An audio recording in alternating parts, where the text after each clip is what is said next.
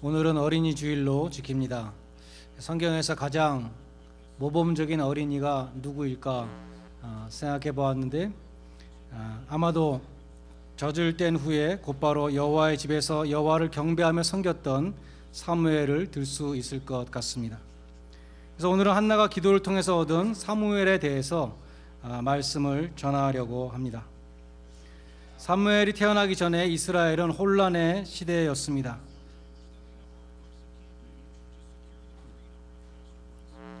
사무엘이 태어나기 전에 이스라엘은 혼란의 시대였습니다. 사무엘상 바로 앞에 있는 사사기에 보면 사사기는 이렇게 마칩니다. 그때 이스라엘의 왕이 없으므로 사람이 각각 그 소견에 오른 대로 행하였더라, 이렇게 말씀하고 있습니다. 사무엘상 3장 1절에도 보면 당신은 하나님의 말씀이 희귀하였다, 이렇게 말씀합니다. 절대적인 도덕의 기준이 없었고 자기 마음대로 사람들이 행하는 그러한 대혼란의 시대였습니다. 하나님은 그러한 죄악된 시대 속에서도 속죄의 길을 열어주셔서 죄악을 용서받을 수 있는 길을 열어두셨습니다. 그것이 바로 성막에 가서 속죄의 제사를 드리는 것이었습니다. 당시에 실로라는 곳에 성막이 있었고 거기에 제사장들이 있었습니다. 제사장을 반드시 통해서 속죄의 제사를 드려야 되는데 이 성막은 죄악된 이스라엘의 마지막 소망과 같은 곳이었습니다. 그러나 사무엘상 2장 12절로 17절에 기록되어 있는 당시의 성막의 모습은 제사장들의 횡포와 부패가 극에 달해 있는 그러한 절망적인 상황이었습니다. 당시 성막에서 제사를 주관하던 제사장들은 오늘 본문에 엘리의 두 아들이었던 홈니와 비느하스였다, 이렇게 기록되어 있습니다. 사무엘상 2장 12절에 보면 그들은 불량자라 그랬습니다. 공동 번역에는 망난이라 그랬습니다. 킹 제임스 성경은 히브리어 원문을 그대로 따라서 벨리알의 아들들이다. 성경에서 벨리알은 마귀를 뜻합니다. 마귀 자식들이다, 그런 뜻입니다. 그들은 하나님께 드리는 제사를 멸시했습니다. 자기 멋대로 제물을 취했습니다. 레위기 7장에 보면은 하나님은 제사장에게 제사장의 몫을 정해 주셨습니다. 제물의 가장 좋은 부분을 제사장에게 줬습니다. 가슴 부분, 오늘날로 말하면 갈비겠죠. 또 오른쪽 뒷다리, 이것을 제사장이 먹도록 했습니다. 그런데 거기에 만족하지 않고 이 홈니와 비느하스는 고기를 삶을 때 자기 사환을 보내서 갈쿠리로 찔러가지고 나오는 것을 먹었다는 것입니다. 특별히 제물의 기름은 반드시 하나님께 향기로운 화제로 드리도록 되어 있었습니다. 기름을 태워서 향기로운 냄새로 하나님께 드리도록 되어 있었는데 기름을 뺀 고기를 구워 먹는 것보다 기름이 껴있는 고기를 구워 먹는 게 더 맛있으니까 사람들에게서 기름 있는 고기를 뺏은 것이죠. 사람들이 사무엘상 2장에 보면 이것은 하나님께 드려야 되는 기름입니다, 그렇게 항의를 해도 이 사람들이 억지로 뺏어서 기름 있는 고기를 구워서 맛있게 먹었다는 것입니다. 사무엘상 2장 17절은 이 소년들의 죄가 여호와 앞에 심히 크면 그들이 여호와의 제사를 멸시함이었더라, 이렇게 말씀합니다. 그런데 그 두 아들의 죄에 대해서 하나님은 아버지 엘리에게 심판을 선포하셨습니다. 사무엘상 2장 30절로 34절에 보면 엘리가 엄청난 심판을 선포받습니다. 자식들의 죄에 대해서 아비가 그 심판을 선포받습니다. 너의 두 아들이 같은 날 죽을 것이다. 너의 집안에는 노인이 없을 것이다. 전부 다 일찍 죽는다는 것이죠. 이스라엘 사람들이 다 복을 받는 중에 너는 나의 초소의 환난을 볼 것이다. 이렇게 엘리에게 자자손손의 저주를 선포했습니다. 왜 자식의 죄에 대해서 아비가 심판을 받아야 합니까? 우리는 생각할 때 엘리가 자식 교육을 잘못해서 벌받은 것이다, 우리는 흔히 그렇게 생각을 합니다. 자식들이 그렇게 하나님의 드리는 제사를 멸시하고 그러한 죄에 대해서 아버지가 잘 꾸짖지 아니하고 훈계하지 아니하고 그냥 방관했기 때문에 하나님이 엘리에게 저주를 내리신 것이다. 우리는 흔히 그렇게 생각을 합니다. 그런데 사무엘상 2장 22절로 25절에 보면 엘리는 두 아들을 훈계했습니다. 그런 악행을 저지르면 안 된다고 질책을 했습니다. 너희가 주님의 백성으로 죄를 짓게 한다고 그랬습니다. 공동 번역에 보면은 엘리가 아들들을 꾸짖은 그것을 이렇게 실감나게 번역한 것이 있습니다. 어쩌자고 그런 짓을 하느냐? 나는 너희가 못된 짓을 하고 있다는 소문을 듣고 있다. 이놈들아 못 쓴다. 그런 추문이 야훼 백성 사이에 두루 퍼져서 내 귀에까지 들려오게 하다니, 사람이 사람에게 죄를 지으면 하나님께서 그 사이에 서주시겠지만 사람이 야훼께 죄를 얻는다면 누가 그 사이에서 빌어주겠느냐, 이렇게 말했다는 것입니다. 그처럼 엘리는 자식들을 엄히 훈계했지만 자식들은 듣지 않았습니다. 우리 부모들은 엘리에게 동정을 갖습니다. 자식들이 말을 듣지 않을 때가 있기 때문이죠. 자식들이 말을 듣지 않아서 속이 상하고 낙담될 때가 있기 때문입니다. 그런데 엘리는 자식들을 훈계하고도 하나님께 큰 심판을 받았습니다. 그래서 우리는 좀 엘리가 억울해 보이는 것이죠. 엘리는 엄하게 훈계했고 자식들이 말을 안 들었으니까 하나님이 심판을 내리시려면 자식들에게 내려야지 왜 엘리에게 내렸는가, 우리는 그렇게 생각하는 것입니다. 엘리는 왜 심판을 받았는가? 사무엘상 2장 29절에 그 이유가 나옵니다. 너희는 어찌하여 내가 나의 처소에서 바치라고 명한 나의 제물과 예물을 멸시하느냐? 어찌하여 너는 나보다 네 아들들을 중히 여겨서, 여기입니다. 어찌하여 너는 나보다 네 아들들을 중히 여겨서 내 아들 이스라엘에 드리는 가장 좋은 것으로 그들을 살찌게 하느냐? 엘리의 죄는 하나님보다 자식을 더 귀중하게 여긴 것이었습니다. 그것은 마음 중심을 보시는 하나님만 판단하실 수 있는 것이겠죠. 하나님은 네가 나보다 자식들 더 중히 여긴다고 말씀하신 다음에 바로 그 다음에 30절에서 이렇게 말씀하십니다. 나를 존중히 여기는 자를 내가 존중히 여기고 나를 멸시하는 자를 내가 경멸히 여기리라. 여기서 우리는 어떤 교훈을 얻습니까? 우리들도 자식을 하나님의 말씀을 잘 양육해야 되는 그러한 책임이 있고 어린이 주일에 우리가 그것을 또 기억해야 됩니다. 그러나 우리가 하나님보다 자식을 더 귀중히 여긴다면 엘리에게 임했던 그 하나님의 심판을 면할 수 없다는 것입니다. 우리가 하나님을 더 귀히 여기고 하나님의 뜻에 맞도록 자녀를 양육해야 하는 것입니다. 그처럼 당신은 성막을 지키는 제사장들을 하나님이 멸하셔야 할 정도로 그렇게 타락하고 참담한 시대였는데 하나님은 사무엘을 보내셔서 이스라엘을 구원하셨습니다. 사무엘은 이스라엘 최후의 사사요, 또한 선지자요, 또한 제사장이었습니다. 예수 그리스도의 삼중직인 선지자와 제사장과 왕으로 오시는 예수 그리스도를 미리 보여주는 이스라엘의 구원자인데, 이 사무엘을 하나님이 어떻게 보내셨는가? 우리가 오늘 읽은 본문에 보면 한 평범한 여인의 슬픔과 번민과 괴로움 속에, 그 기도 속에서 보내셨다는 것입니다. 사무엘의 어머니 이름은 한나인데 그 뜻이 favored입니다. 페이버를 받은 사람, 남편의 사랑을 받는 여인이었습니다. 그러나 그녀에게는 자식이 없었습니다. 또 다른 부인의 이름은 분인나인데 문자적인 뜻은 fruitful이라고 합니다. 열매가 많다. 분인나는 사랑을 받지 못했지만 자식을 많이 낳았습니다. 오늘 본문 6절에 보면 분인나는 남편이 한나를 더 사랑하기 때문에 한나가 자식이 없는 것에 대해서 계속해서 그 아픈 곳을 찌르면서 심히 격동하고 번민케 하였다 기록되어 있습니다. 7절에 보면 한나는 분인나로 인해서 울고 먹지도 아니하였습니다.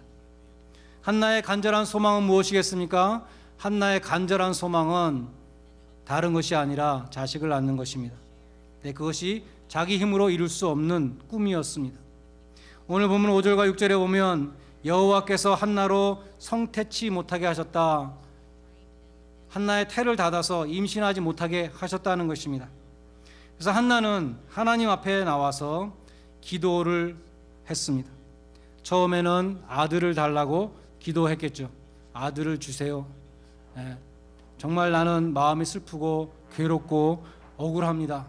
저 분인나가 나를 이렇게 괴롭히고 있습니다. 아들을 주십시오 라고 수없이 기도했을 것입니다. 10절에 보니까 한나의 마음이 괴로워서 통곡하며 기도하였다고 기록되어 있습니다. 11절에 보면 여종의 고통을 돌아보아 달라고 기도합니다. 12절에 보면 오래 기도하였다. 목이 다 쉰 것 같습니다. 13절에 보면 입술만 움직이고 음성이 들리지 않았다. 너무나 복받치게 기도하니까 얼굴이 새빨개졌던 것입니다. 엘리 제사장이 네가 언제까지 취하여 있겠느냐, 포도주를 끊어라, 술 취한 줄 알고 그렇게 말했다는 것입니다. 한나는 나는 술을 마신 것이 아니라 너무나 원통하고 슬픔이 커서 하나님께 내 심정을 토하며 기도하는 것이라고 그렇게 설명했습니다. 한나는 간절한 마음으로 울며 통곡하며 괴로워하며 목이 다 쉬도록 기도했습니다. 한나는 그처럼 간곡히 기도하는 가운데 서원을 합니다. 그것이 11절 말씀에 기록되어 있습니다. 만군의 여호와여, 만일 주의 여종의 고통을 돌아보시고 나를 생각하시고 주의 여종을 잊지 아니하사 아들을 주시면 내가 그의 평생을 주님께 드리겠습니다. 그의 삭도를 머리에 대지 않겠습니다. 나실인으로 바치겠다는 그러한 서원이었습니다. 한나의 기도는 아들을 달라는 단순한 바램으로부터 시작되었습니다. 그러나 한나의 기도는 승화되었습니다. 하나님 아들을 갖고 싶습니다 해서 그친 것이 아니라 하나님이 아들을 주시면 하나님께 바치겠습니다 라고 서원했다는 것입니다. 한나의 기도는 자신의 소원을 구하는 기도로부터 하나님께 드리는 기도로 승화되었습니다.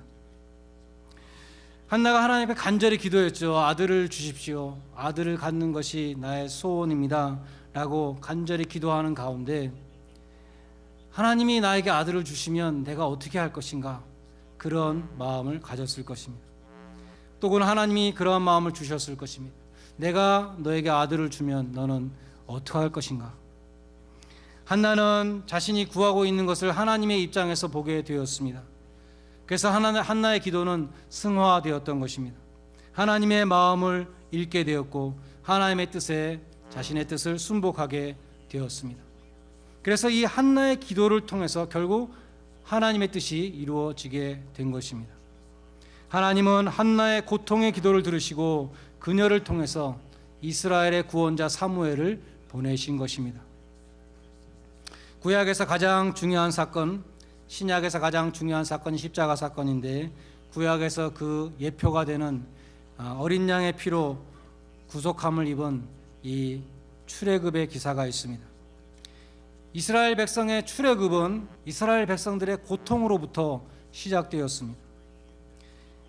이스라엘 백성들이 그러한 고통이 없었다면 그들은 모세를 따라서 광야로 나오지 않았을 것입니다. 아무것도 먹을 것이 없는 광야에 나가서 어떻게 하자는 것이냐, 여기서 우리가 비록 종로로 타고 있지만 그래도 먹고 살만하고 우리 자식들을 키우고 있는데 우리는 여기가 광야보다는 낫다, 그리고 안 나갔을 것입니다. 근데 그들이 모세를 따라서 출애굽을 했던 것은 견딜 수 없는 고통이 있었기 때문에 나가게 된 것이죠. 그래서 편안하고 안락한 것이 복이다라는 기복신앙은 성경적이 아닌 것입니다. 하나님은 사랑하는 자에게 고난을 주시고 그 고난을 통해서 하나님께 이끄시고 그 고난을 통해서 기도하게 하시고 고난을 통해서 하나님 앞에 서원하게 하시고 고난을 통해서 하나님의 뜻을 이루신다는 것입니다. 고난 자체가 하나님의 목적이 아니라 그 속에 하나님께서 협력하여 선을 이루시기 위한 그 뜻이 있다는 것입니다. 이스라엘 백성들의 혹심한 고통은 그들로 하여금 기도하게 했습니다. 출애굽기 3장 7절에 보면 하나님이 모세에게 이렇게 말씀합니다. 내가 애굽에 있는 내 백성들의 고통을 정령히 보았고 그들의 부르짖음을 들었고 그 고난과 고생을 잘 알고 있다라고 그렇게 말씀하셨습니다. 그들은 고통 중에 부르짖었습니다. 그래서 하나님이 응답하시는데 그들을 구원에 이끌어낼 모세를 보내주시는 것입니다. 그들은 고통을 당하면서 하나님의 은혜를 구했습니다. 고통은 우리를 겸허하게 만듭니다. 고통 가운데 우리는 하늘을 바라보게 됩니다. 고난을 통해서 우리는 하나님과 교통하는 사람이 됩니다. 고통을 통해서 우리는 하나님만 의지하고 신뢰하는 신앙인으로 다듬어집니다. 그것이 고통 가운데 그 고통의 기도를 통해서 하나님이 일하시는 방법이라는 것입니다. 그것이 또한 예수님이 십자가를 앞두고 겟세마네 동산에서 괴로운 마음으로 땀방울이 핏방울이 되도록 고통 가운데 들이신 겟세마네 기도의 내용이었습니다. 아버지여, 만일 할만하시거든 이 잔을 내게서 지나가게 하옵소서. 그러나 나의 원대로 마옵시고 아버지의 원대로 하옵소서. 예수님의 기도에는 인간적인 갈등이 있습니다. 십자가의 잔을 피하고 싶었던 그러한 예수님의 마음이 있습니다. 예수님이 십자가의 잔을 피하고 싶었던 것은 육체적인 고통에 더하여서 그보다 더 무서운 하나님으로부터 버림받는 고통이 있었기 때문이었습니다. 예수님의 고난은 대속적인 고난으로 죄를 알지도 못하는 예수님에게 우리의 모든 죄를 뒤집어 씌우시고 하나님으로부터 그 죄의 진노를 받는 고통이었습니다. 하나님으로부터 버림받는, 하나님으로부터 그 연결이 끊어지는 그 고통, 하나님으로부터 분리되는 고통을 앞두고 계셨습니다. 예수님은 십자가에서 육체적인 고통과 육체적인 죽음을 겪으실 뿐만 아니라 그 영혼이 하나님으로부터 버림받는 영혼의 죽음을 맛보셔야 했습니다. 그래서 예수님이 십자가에 위에서 말씀하실 때에 부르짖어서 나의 하나님, 나의 하나님, 어찌하여 나를 버리시나이까, 실제로 버림받는 고통을 겪으셨다는 것입니다. 예수님은 그로 인해서 지금 겟세마네 동산에서 십자가를 앞에 놓고 기도하실 때에 심히 고민하고 슬퍼하신 것입니다. 주님은 하나님으로부터 버림받는 고통을 피하고 싶으셨습니다. 고난과 슬픔에 못 이겨서 엎드려 땅에 얼굴을 대시고 아버지여, 아버지여, 고난의 잔을 피할 수만 있다면 피하게 해달라고 처절하게 기도하셨습니다. 십자가에 고난이 없다면 이 고난이 없이 죄인을 구원할 수는 없겠습니까? 다른 방법은 없겠습니까? 꼭 이 방법밖에는 없겠습니까? 라고 기도하신 것입니다. 그러나 예수님 자신이 다른 길이 없다는 것을 누구보다 잘 알고 계셨습니다. 예수님이 오신 목적이 영원한 속죄의 제사를 드리기 위해서, 흠없는 어린 양 되신 예수 그리스도의 피로 구속하시기 위해서 오셨기 때문에 그것이 유일한 길이라는 것을 예수님은 알고 계셨습니다. 죄인이 하나님께 나아갈 수 있는 그 길을 여시기 위해서, 예수님의 찢기신 몸 사이로 새롭고 산 길을 여시기 위해서 예수님이 오셨기 때문입니다. 예수님이 고통 가운데 다시 한번 기도하실 때에 내 아버지여, 만일 내가 마시지 않고는 이 잔이 내게서 지나갈 수 없다면 아버지의 원대로 되기를 원하나이다. 첫 번째 기도에서는 꼭 이 잔을 내가 마셔야 되겠습니까? 피할 수는 없겠습니까? 라는 그러한 기도가 있었다면, 두 번째 기도에서는 내가 이 잔을 마시지 않고는 안 된다면 내가 아버지의 원대로 되기를 원합니다. 두 번째 기도에서는 그 잔을 내가 마시겠습니다라는 방향으로 나아가고 있으셨습니다. 중요한 점은 예수님의 그 고통의 기도를 통해서 하나님의 뜻이 이루어졌다는 것입니다. 하나님의 뜻을 구하셨다는 것입니다. 예수님은 십자가에서 다 이루었다고 선언하셨습니다. 하나님의 뜻을 다 이루셨다. 십자가의 구원도 예수님의 고통의 기도를 통해서 이루어졌습니다. 오늘 본문에 나오는 분인나는 기도하지 않았습니다. 그녀에게는 자녀가 있었기 때문에, 자녀가 잘 생겼기 때문에 자녀를 달라고 기도할 필요가 전혀 없었습니다. 그러나 한나에게는 하나님이 태를 맞고 자녀를 주시지 않았습니다. 한나에게는 자식이 없는 고통을 통해서 하나님 앞으로 나오게 하셨습니다. 그리고 한나의 서원을 받아내셨습니다. 한나는 서원을 했고 서원을 지켰습니다. 그래서 하나님은 사무엘을 통해서 이스라엘을 구원하시게 되었다는 것입니다. 이스라엘을 구원하는 하나님의 크신 뜻은 이름 없고 자녀가 없었던 이 불쌍한 여인, 이 한나를 통해서 이루어졌습니다. 여러분에게 적용하여 보시기를 바랍니다. 여러분에게는 무슨 고통이 있으십니까? 여러분의 힘으로 달성할 수 없는 소원은 무엇입니까? 하나님은 그 고통을 통해서 여러분을 부르시는 것입니다. 한나처럼 여러분의 괴로운 마음을 토하며 기도하시기를 바랍니다. 통곡하며 간절히 오랫동안 목이 쉬도록 마음의 분통함을 다 쏟아내면서 기도하시기를 바랍니다. 그러나 우리 조상님들이 뒤뜰에서 정한 수를 떠놓고 비나이다 비나이다 반복해서 기도하는 그러한 기복적인 기도에 그치는 것이 아니라 여러분의 기도를 승화시키시기를 바랍니다. 이 고통을 통해서 나로 기도하게 하신 하나님이 나에게 원하시는 것은 무엇인가? 하나님의 선하신 목적을 생각해 보시기를 바랍니다. 하나님이 내가 이렇게 구하고 있는 이것을, 이 기도를 이루어 주신다면 나는 이것을 가지고 무엇을 할 것인가? 내가 어떻게 하나님 앞에 드릴 수 있을까? 그것을 생각해 보시기 바랍니다. 여러분을 통해서 하나님의 영광을 드러내시고자 하는 하나님의 마음을 읽으시기를 바랍니다. 여러분의 소원을 하나님의 뜻에 맞추시기를 바랍니다. 그래서 하나님께 드립니다. 내 원대로 마옵시고 아버지의 원대로 하옵소서. 헌신의 기도를 드리시기 바랍니다. 그리할 때 여러분의 승화된 기도를 통해서 하나님의 놀라운 구원의 역사가 이루어지시기를 주님의 이름으로 간절히 축원드립니다. 기도하시겠습니다.